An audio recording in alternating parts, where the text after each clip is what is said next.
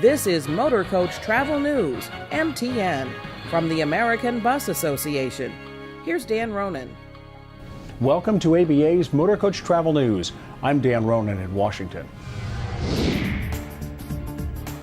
We begin with important news about the ABA's 2017 marketplace. You know we'll be in St. Louis in January 2015 and Louisville in 2016. Now the 2017 event is set. It's Cleveland, Ohio. Cleveland is on a roll with the recent return of NBA superstar LeBron James, the host city for the 2016 Republican Convention. And now the ABA is coming to town. Here's some of the coverage from the Cleveland media on the day of the big announcement. Chalk up one more big win for Cleveland. That's right. The city landed another big convention that promises to drive up the economy. Jen Picciano is live at 4 now with details on who's coming to town. That's right, Denise. Get ready to welcome a lot more of these to town. Giant motor coaches like Johnny Cash is here at the Rock and Roll Hall of Fame. That's because the American Bus Association is bringing their marketplace and thousands of delegates to Cleveland in 2017. Cleveland is officially on the map as a premier convention destination. Cleveland, to me, is about the hottest city that I know of right now. It's like the media is having a love affair with Cleveland, and we want to be part of that love affair.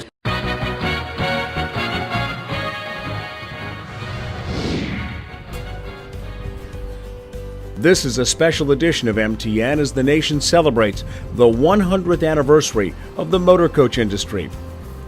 Some ABA companies have been in continuous operation for more than 100 years, but the leadership of the United States Department of Transportation recently took time out to honor the industry because 2014 marks the 100th anniversary of Greyhound. ABA helped organize the festivities as motorcoaches from several companies lined the streets around the DOT offices.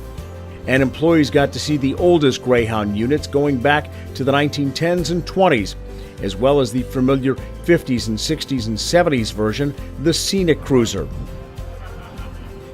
Many other ABA companies also participated, and their shiny new coaches were on display for everyone to see and tour. We're grateful everyone had such a wonderful time and that federal officials recognize the importance of our industry. We wanted you to get an idea of what the event was like, so here are some of the extended remarks from some of the speakers, including Greyhound's CEO Dave Leach, the ABA's Clyde Hart, and FMCSA Administrator Ann Farrow. This summer, really next month, we'll be celebrating the 50th anniversary of the Civil Rights Act. Well, it was motor coaches that brought civil rights leaders into the Deep South to protest segregation laws. And it was motor coaches and their drivers who carried soldiers from coast to coast during World War II. At one time or another, so many of us have traveled on a motor coach, and I saw that when I watched people walk up to the beautiful equipment out front and just saw the memories that that equipment evoked in folks of all ages. From its roots with Carl Wickman and the original Hupmobile sitting here behind us, the history of Greyhound and its partners in the inner-city bus industry is truly remarkable. Through wars, depressions, boom times, the civil rights struggles, and the technology revolution, Greyhound has carried hardworking Americans from city to city and from rural to urban America as they pursue their dreams. President Obama and Secretary Fox have created the Ladders of Opportunity program to provide transportation alternatives to those who need help moving up the economic ladder. This is exactly what Greyhound has been doing for the last 100 years. Whether it's carrying iron ore miners in the original Hupmobile or carrying today's students to school or jobs with Wi-Fi equipped express service, Greyhound's core function truly has been to help Americans climb their ladders of opportunity. I have two purposes here. My first one is, of course, to pay homage to Greyhound and also to the other companies that make up the inner city motor coach industry. Some of their buses are out front, including Fullington Trailways, March Trailways, Barron's Bus Lines, and of course Peter Pan. But my second job here is to say thank you to Greyhound personally. My entire life has been spent on buses. I grew up in northern New Jersey. The only way to get from where I was in northern New Jersey to anywhere else was an inner city bus. So my introduction to a wider world, starting when I was a teenager, was through Greyhound. Later on in a subsequent life, my life took me to a place called Griffiths Air Force Base, New York. The only way to get to Griffiths was by Greyhound bus out of Port Authority of New York, New Jersey.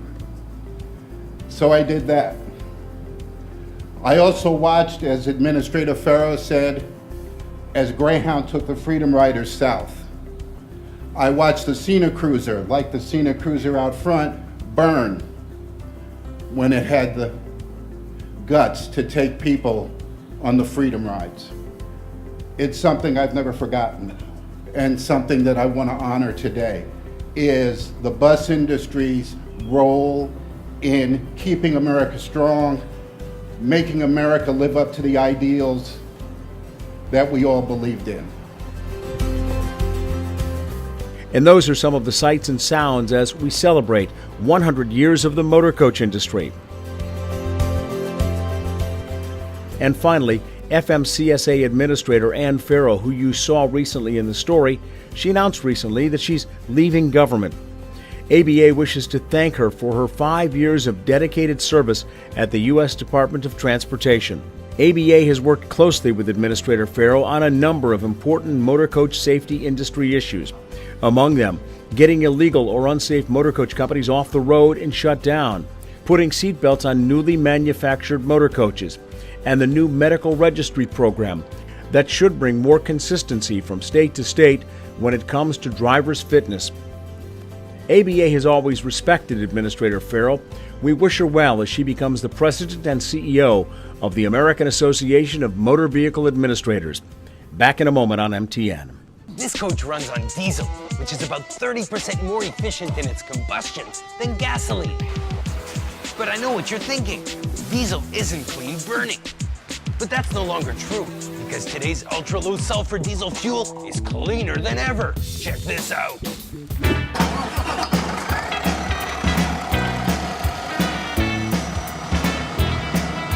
See? It burns clean.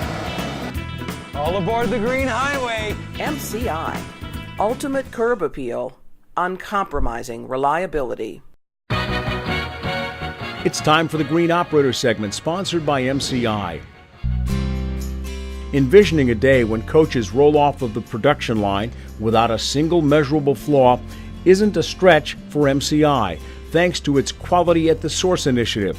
MCI has instituted QAS, a highly structured, lean manufacturing process to help ensure repeatable successes by empowering employees at its Winnipeg, Manitoba and Pembina, North Dakota plants to contribute proactively to quality production and measurable progress all along the way.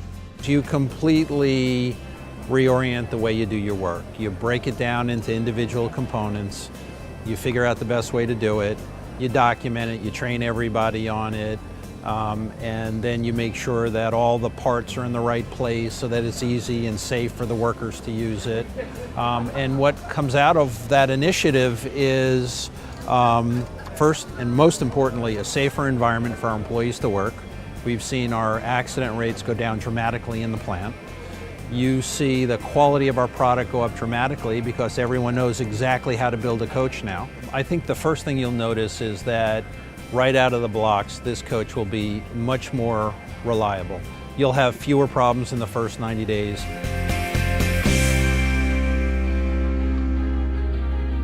Next month on MTN, we welcome a new sponsor to ABA. Tour Colorado joins us.